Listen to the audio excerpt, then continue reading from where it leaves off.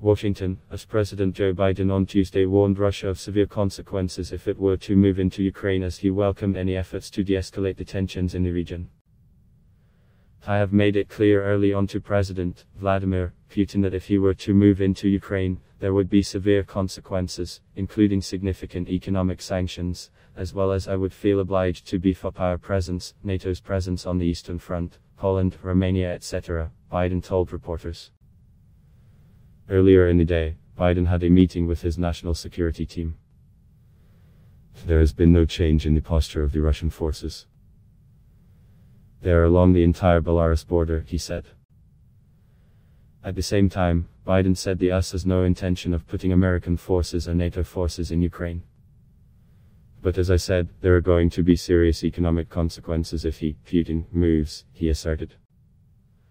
White House Press Secretary Jen Psaki told reporters that there are 1 lakh Russian troops at the border, bellicose rhetoric, and actions, including false flag operations to try to spread misinformation throughout the region and even the world, setting up the predicate for an invasion.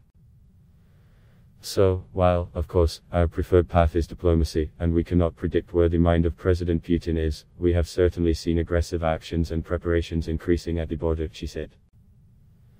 Responding to a question, Psaki welcomed any efforts to de-escalate the tensions in the region. "We certainly welcome any efforts to de-escalate, and we are in touch with a range of allies and partners on this.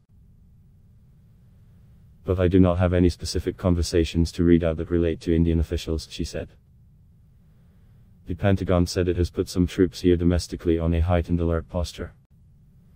They have not been ordered to deploy.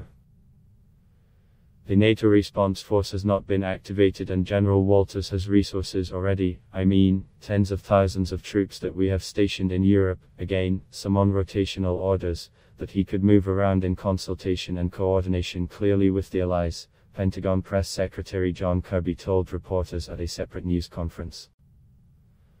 Earlier in the day, Secretary of State Antony Blinken spoke with British Foreign Secretary Elizabeth Truss to take stock of recent engagements to deter Russia from its troubling military buildup in and near Ukraine. "The United States and the United Kingdom are coordinating with each other, as well as with NATO and European allies and partners, to encourage Russia to de-escalate tensions and commit to a path of diplomacy," State Department spokesperson Ned Price said.